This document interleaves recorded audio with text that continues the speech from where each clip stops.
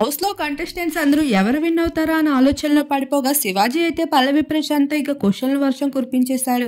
ఒరేయ్ ప్రశాంత్ బయటికి వెళ్లి ఏం చేస్తావురా? ఇప్పటి వరకు సంపాదించిన డబ్బులన్నిట్లో ఏం చేద్దాం అనుకుంటున్నావంటే, అన్న చెప్పే కదా అన్న నేను గెలిస్తే ఒకవేళ ఆ డబ్బంతా జనాలకి ఇచ్చేద్దాం అనుకుంటున్నా అంటే, పల్లవి ప్రశాంత్ జై పల్లవి ప్రశాంత్ అంటూ హౌస్‌లో అరుస్తూ రచ్చరచ్చ చేసేశాడు.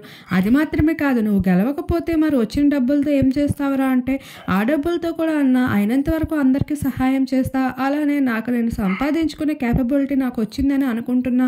ఇప్పుడు అంటే అవునురా నువ్వు కూడా ఇప్పుడు సెలబ్రిటీ అయిపోయావురా. ఇప్పుడు నువ్వు రైతు బిడ్డవు కాదురా. మా టీవీ సెలబ్రిటీ స్టార్వి అంటూ శివాజీ అయితే ఏ వైపు కూడా వదిలిపెట్టకుండా అయితే శివాజీ పల్లవి ప్రశాంత్‌ని ఆట ఆడేసుకున్నాడు.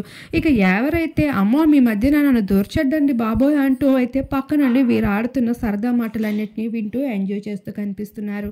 ఇక అర్జున్ అంబాటి అయితే ఏదో ఆలోచిస్తూ ఉన్నాడు.